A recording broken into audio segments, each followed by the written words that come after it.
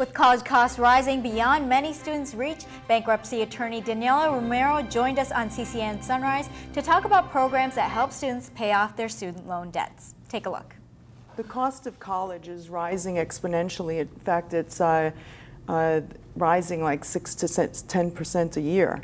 So it's getting harder and harder for students to actually pay off their debt. Yeah, I had a parent on Facebook put out there who's a professional, like is very conservative and traditional, and she started saying, I'm questioning if college is really worth it. Yeah, well, is that the right attitude to have? Well, you know, you certainly do have to ask the questions, but once you do a little bit of research, you'll see that for most people, yes, it is worth it. Because, you know, even though you're going to come out of school with a lot of debt, you're more likely to get a job, even in a difficult, you know, economy. Your college graduates earn on average about $17,500 more per year than a non-graduate. I mean, things seem to be on the upturn, but with a struggling economy, a lot of graduates are caught in a vortex of like, okay, I'm saddled with this debt, but I can't really get out there in the job market because nobody's really hiring anybody with my skills.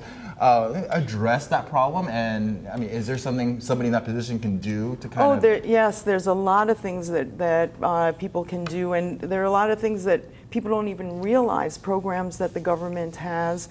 I know that about a year ago I had read something that of the 40 million people that owe student loan debt, only 700,000 had applied for a government program that would allow them to pay, you know, based on their income. That they qualify for. Yeah, that they qualify for. So you have to seek out and do some research. There's the government websites that have to do with student loans and debt and the programs that they offer. There's at least 3 programs that, you know, offer a repayment plan based on what you earn.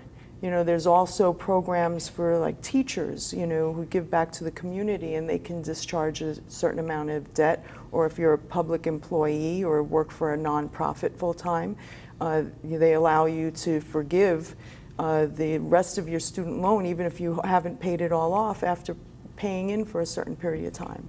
Is that fair to a lot of those people who are paying off their debt? Well, the thing is they're giving back to their community. So, you know, if you have somebody that's working in a lower income community, you know, as a teacher, there's incentives there to, you know, bring people into those schools, you know, to, you know, work.